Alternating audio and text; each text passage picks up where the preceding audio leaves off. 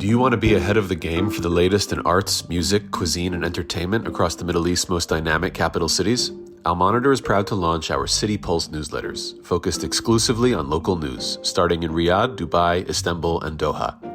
Each week, our on-the-ground writers in these cities cover the latest cultural happenings and trends, so you have everything you need to know for the best local experiences. To subscribe for free, go to almonitor.com, that's al-monitor.com, and sign up on our newsletter page. In terms of Erdogan's political capital, there are also other risks. For example, if Hamas fully surrenders and then Israel refuses to withdraw from Gaza, then it will put Erdogan in a tough spot before his supporters in Turkey, because pro-Palestinian sentiment is very strong in Turkey, as well as it will provide ammunition to his opponents, to his political opponents, to criticize him for failing to deliver to the Palestinians. Welcome back to the Al Monitor Brief. I'm Adam Lucente. Turkish intelligence chief Ibrahim Kalin was in Egypt this week for talks on the Gaza ceasefire and hostage release deal, a testament to Turkey's growing influence over the conflict. Kalin's participation followed a meeting between U.S. President Donald Trump and Turkish President Recep Tayyip Erdogan at the White House in late September. Turkey is in an interesting position when it comes to Gaza. Erdogan and Trump remain close, and the Turkish leader is hoping Ankara will be readmitted into the F-35 fighter jet program. Turkey's once strong relations with Israel have completely deteriorated since the Gaza war began, though its ties with Hamas remain strong, and leaders of the Palestinian armed group have split time between Turkey and Qatar for years. Turkey also enjoys friendly relations with the Palestinian Authority and its leading faction, Fatah, and President Mahmoud Abbas visited Ankara last year. The Gaza deal came into effect on Friday after the Israeli cabinet approved it. It calls for an Israeli withdrawal from the enclave, the release of Israeli hostages and Palestinian prisoners, and a technocratic committee overseen by the U.S., not Hamas, to administer the Strip.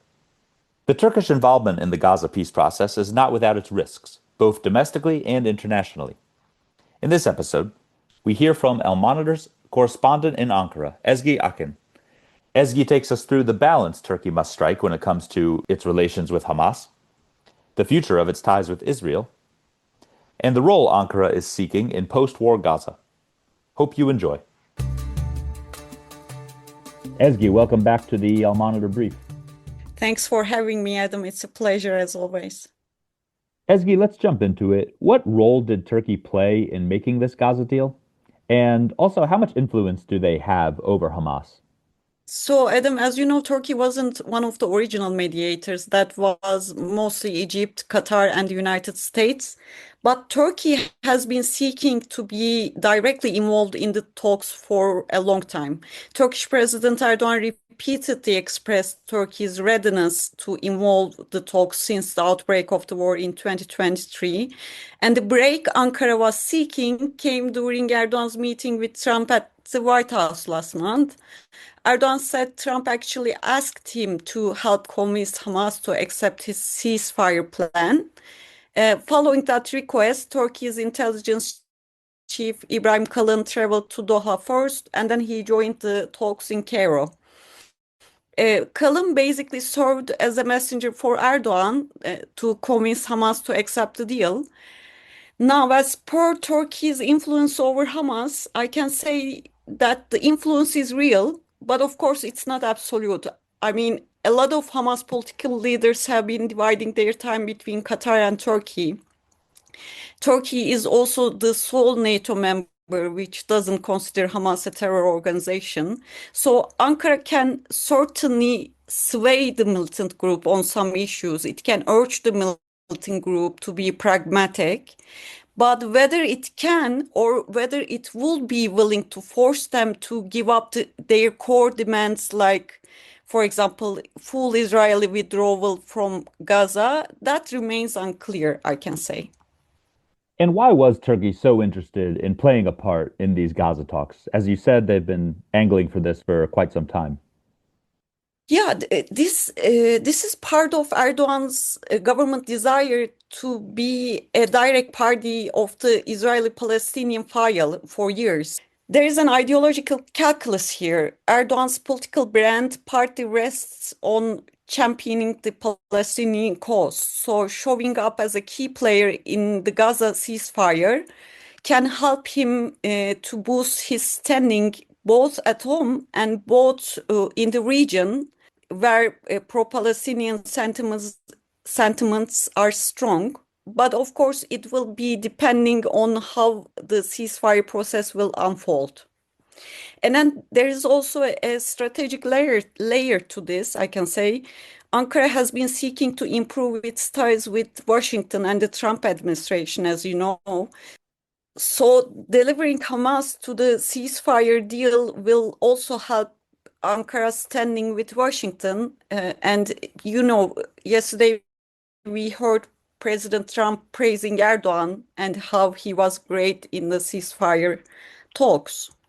So we can say Turkey is in this for prestige, leverage, and also relevance.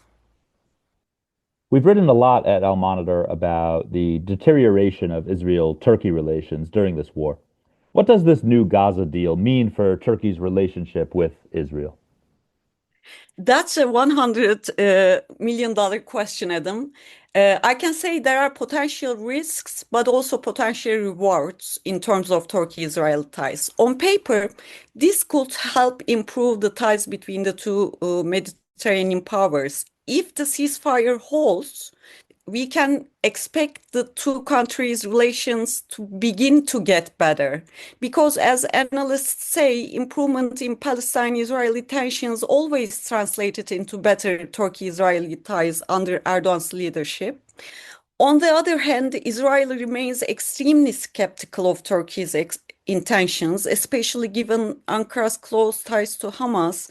They worry that Ankara will push for outcomes too favorable to Hamas during the ceasefire, for upcoming ceasefire negotiations, and this could in turn further worsen Israel-Turkey ties. On Israeli concerns over Turkey-Hamas ties, I can say that Turkey's traditional approach to Palestinian cause have always prioritized the Palestinian governance in the Palestinian territories.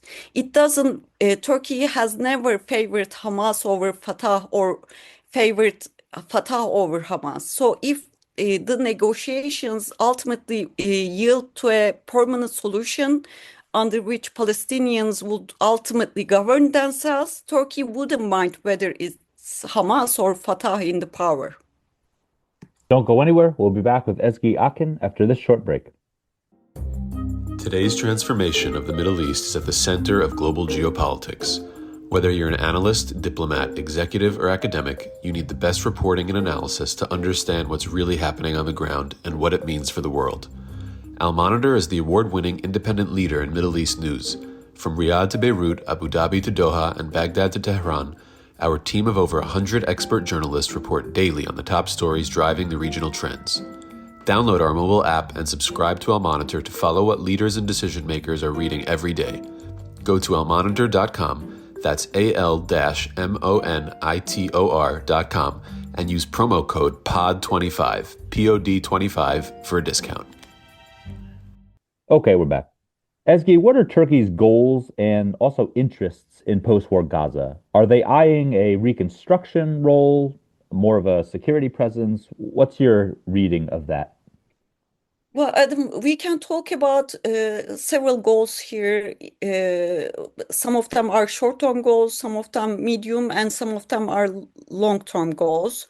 For short-term, Turkey's main goal is to implement Trump's plan, which, if achieved, will ultimately lead to Israel's full withdrawal from Gaza. And Turkey has been pushing for this for a very long time. In the medium term, Turkey is certainly ready for a larger role to ensure the implementation of the ceasefire deal and contribute to the Gaza's reconstruction. Ankara previously offered to act as a guarantor power for Palestinians, and it is also open to deploy boots on the ground, depending whether the sides will agree or not. On the longer term, Turkey's top goal is to achieve a two-state solution, and my guess is that Turkey and Turkish officials will press hard to lay a ground for that during the upcoming negotiations for the second and other phases of the plan. And finally, your upcoming analysis talks about the potential risks Turkey faces in pursuing this role in the Gaza deal. What are those risks for Turkey and President Erdogan specifically? Well, we have already mentioned the risks in terms of Turkey-Israeli ties. In terms of Erdogan's political capital, there are also other risks.